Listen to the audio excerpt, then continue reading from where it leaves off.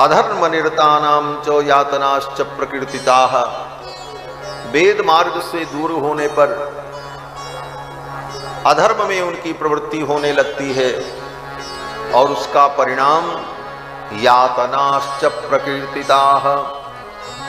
फिर उस अधर्म के कारण उनको क्या क्या यातना मिलती है, दुख मिलता है, इसका वर्णन है।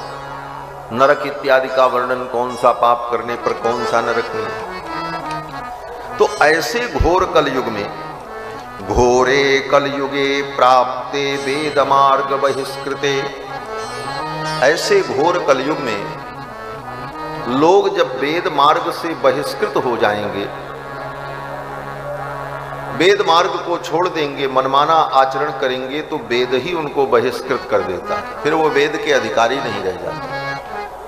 ऐसी स्थिति में पाखंडत्वं प्रसिद्धं वै सर्वैश्च परिकीर्तितम्। फिर कलयुग में पाखंड प्रसिद्ध होने लगता है। पाखंड क्या है? बोले वेद शास्त्र के मार्ग से हटकर धर्म के नाम पर कुछ किया जाए तो उसी को पाखंड कहा जाए। बहुत सरल शब्दों में कह रहे हैं। वेद सिद्धांत को छोड़कर हम अपने मन से कुछ धर्म करें, उसका नाम पाखंड है, वो धर्म नहीं है, वह पाप ही है।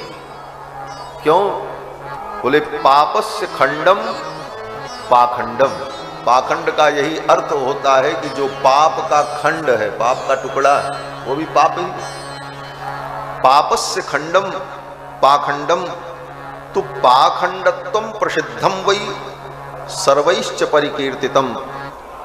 कलयुग में धर्म के नाम पर अधिक से अधिक पाखंडी पैदा हो जाए, सीधा सीधा। और आज आप देख रहे हैं धर्म के नाम पर कितना पाखंड फैल रहा है।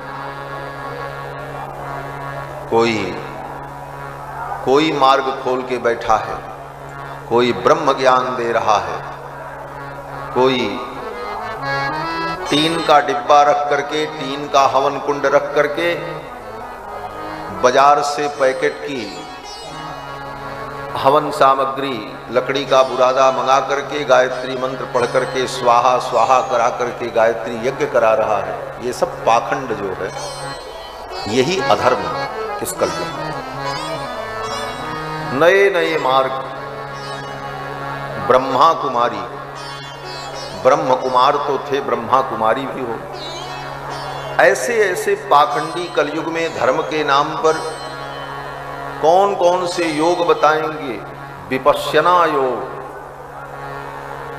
संध्या वंदन करने आता नहीं, सामान्य आचार विचार का व्यक्ति को ज्ञान नहीं, और वो नाक दबा करके आंख बंद करके योग कर रहा है। क्या योग होगा? कुछ नहीं होगा। ये सब केवल भ्रम है। शास्त्र के मार्ग से हट करके कुछ भी करोगे, धर्म में शॉर्टकट नहीं होता कि कुछ थोड़ा सा कर लें काम चल जाए। जो विधि है उस विधि से ही करने पर उसका फल प्राप्त होता है। विधिहीनस्य यज्ञस्य सद्यः कर्ता विनश्यति। यह शास्त्र विधि मुत्सृज्य वर्तते कामकारतः। अपने मन से आप कुछ करोगे शास्त्र छोड़ करके तो वो धर्म नहीं होगा और उसका वो फल नहीं मिलेगा। बंदूक की गोली से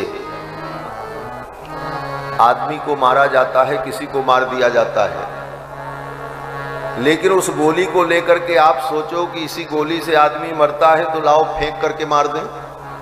फेंक करके मारोगे तो खोपड़ी भी नहीं फूटेगी। उसकी जो विधि है उस विधि से बंदूक की नाल में उसको डालकर और लक्ष्य का अनुसंधान करके जब आप फटका दबाएंगे तो वही एक गोली हाथी को भी मारने में समर्थ हो जाएगी, और उठा करके पत्थर जैसा फेंक दे तो किसी का सिर भी नहीं फूटेगा। क्यों? बोले विधि से विपरीत करने पर, जिस चीज की जो विधि है उस विधि से करने पर ही फल की प्राप्ति होती है। तो कलयुग में धर्म के नाम पर पाखंड अनेक प्रकार से फैल रहा है। ऐसे पाखंड की स्थिति में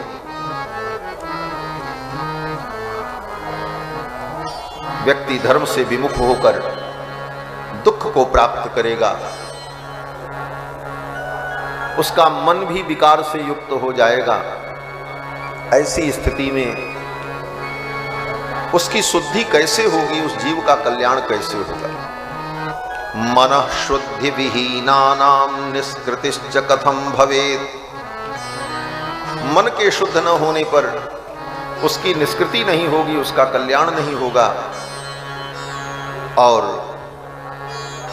हे भगवान, यथा तुष्यति देवेशो देव देवो जगत गुरु। कौन सा ऐसा साधन है जिसके द्वारा इस कलयुग में भगवान प्रसन्न हो जाएं, भगवान संतुष्ट हो जाएं और जीव उनकी कृपा का पात्र बन जाए? इसका क्या उपाय है?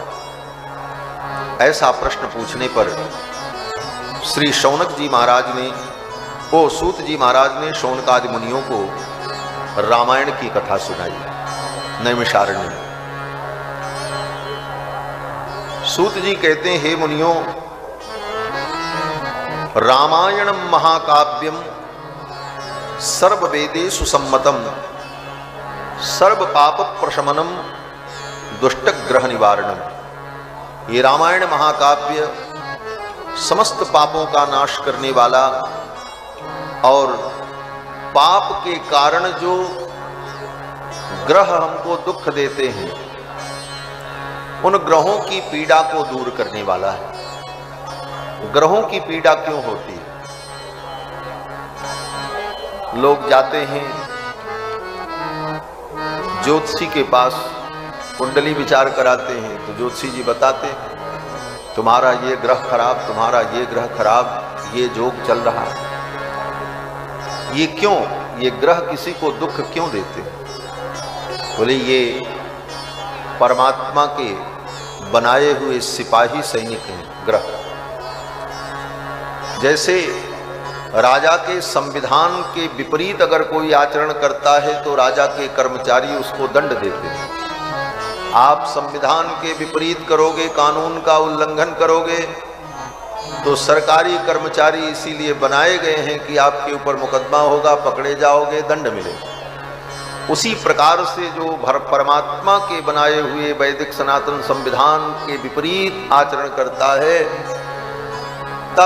तब ये ग्रह उसको दंड देते हैं, ग्रह दुख देते। अगर व्यक्ति धर्म के अनुकूल पथ पर चले तो ग्रह भी उसका मंगल करते हैं, ग्रह भी उसका कल्याण करते हैं, सारे ग्रह उसका मंगल करते हैं। तो पाप के कारण जो ग्रह हमको पीड़ा देते हैं, सूत जी महाराज कहते हैं सर्व पाप प्रशमनम दुष्ट ग्रह निवारणम। अगर भगवान श्री राम के चरित्र को सुनो, राम जी के चरित्र का पाठ करो, रामायण का पाठ करो, तो जो तुम्हारे दुष्ट ग्रह हैं वे भी शांत हो जाएंगे और वो तुम्हें दुख नहीं देंगे।